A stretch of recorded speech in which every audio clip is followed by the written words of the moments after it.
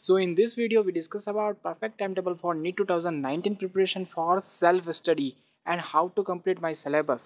और इस वीडियो के अंदर मैं आपको एग्जैक्टली टाइम टेबल शो करने वाला हूँ। आपको जो सुबह उठने से लेकर आपको सोने तक का जो टाइम है वो सब कुछ कैसे मैनेज करना है, टाइम टू टाइम क्या होना चाहिए, सब कुछ बताने वाला हूँ।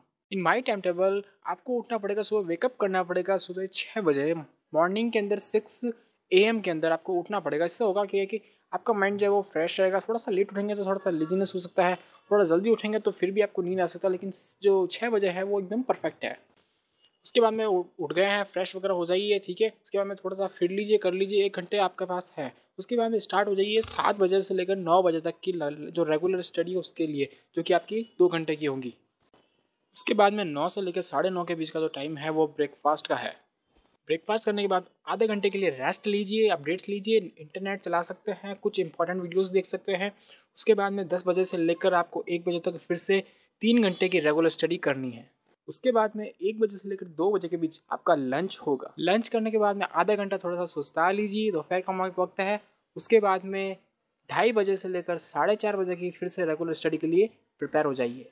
उसके बाद में 4:30 से लेकर 5 के बीच का आपका टी टाइम है। चाय पीजिए, थोड़ा सा रिलैक्स हो जाइए और कुछ और अपडेट्स वगैरह इंटरनेट वगैरह चला सकते हैं। इसके बीच में थोड़ा सा रिलैक्स करने का टाइम है।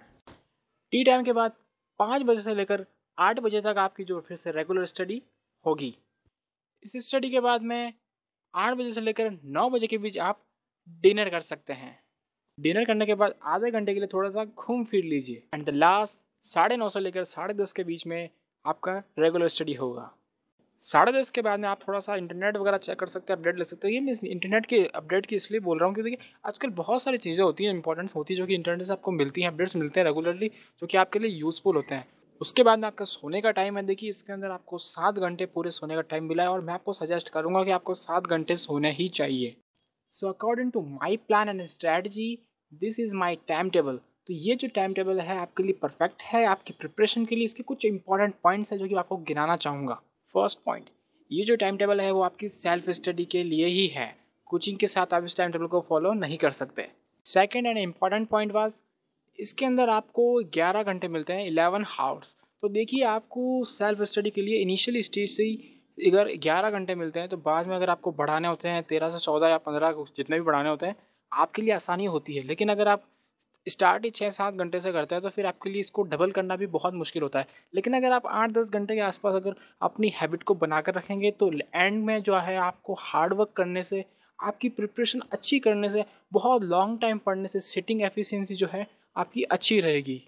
थर्ड पॉइंट, अगर आप चाहते हैं कि मैं वीडियोस देखता हूँ, सेल्फ स्टडी करता हूँ, ऑनलाइन वीडियोस देखता हूँ बायोलॉजी की, केमिस्ट्री की, फिजिक्स की, तो देखिए आप जो आपको जो टाइम दिया गया स्टडी का उसके अंदर आप ऑनलाइन वीडियोस भी देख सकते हो। क्योंकि देखिए या तो आप खुद चैप्टर को कंप्लीट करेंगे या फिर आप वीडियोस देखकर अपने चैप्टर को कंप्लीट करेंगे, तो वो आपके ऊपर है। वो आपका स्टडी टाइम है, उसके अंदर कुछ भी कीजिए, वो आपकी सेल्फ स्टडी के अंदर ही आएगा।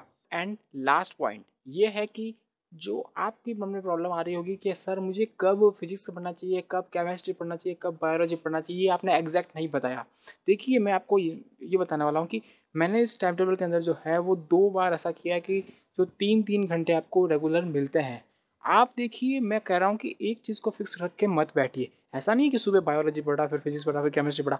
ऐसा करेंगे ना तो फिर 3-4 हफ्तों के बाद में आपको थोड़ा सा बोर होने लगेगा, आपको मज़ा नहीं आएगा अपनी स्टडी के अंदर। ऐसा लगने लगेगा छोड़ो यार, 1 से 2 दिन आप ब्रेक कर सकते हैं, रोक कर रख सकते हैं अपने आप को कि यार ऐसा मत कीजिए यार, अभी बाद में पढ़ेंगे, अभी संडे आ गया है, ऐसा हो सकता है। लेकिन अगर आप 2 से 3 दिन के अंदर चेंज करते जाएंगे, मैं आपको एक टिप्स देता हूँ कि जो भी चैप्टर आपने सेट किया है कि मुझे ये पढ़ना है, तीनों सब्जेक्ट में से कोई भी सबसे बड़ा चैप्टर हो। मान लीजिए कि आपने मॉलिक्यूलर बायोलॉजी को चूज़ किया, जो मॉलिक्यूलर जेनेटिक्स है उसको, वो देखिए वो बहुत बड़ा चैप्टर है, तो आपको उसको तो 3 आवर्स के अंदर ही बैठाना पड़ेगा।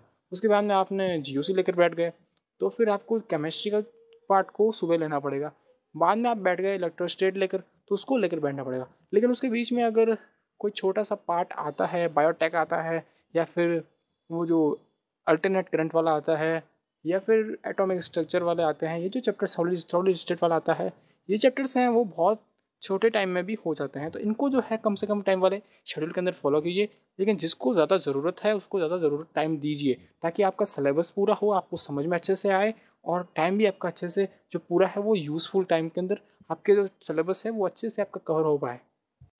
So now we focus on how to complete my syllabus and what is my perfect strategies for them.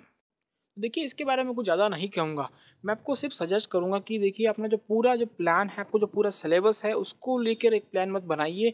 पूरे प्लान को जो आपका जो सिलेबस है उसको लेकर एक मतलब लंबा अपनी स्ट्रेटजी को मत बनाइए। आप करना यही है कि अपने सिर्फ एक वीक की जो है स्ट्रेटजी को बनाइए कि हाँ जो मंडे से लेकर मुझे संडे तक ये पढ़ना है, ये चैप्टर्स मुझे कंप्लीट करने हैं और उनको पहले कीजिए, उसके बाद में अगला सोचिए कि आपको क्या करना है। नहीं तो होगा ये फिर कि एक अगर आप मिस कर जाते हैं तो फिर आप आगे से आगे टेंशन बढ़ती जाएगी और फिर मे भी आपसे आपके मार्क्स भी इंक्रीज़ ना हो, आपसे टेस्ट सीरीज भी कंप्लीट ना हो, आपसे सिलेबस भी ना हो और फिर आपका फेलियर हो सकता है। तो इस चीज़ का बहुत ध्यान रखिएगा कि अपना टाइम टेबल उसके हिसाब से ही बनाइए जिस हिसाब से आप उसको कंप्लीट कर सकते हैं।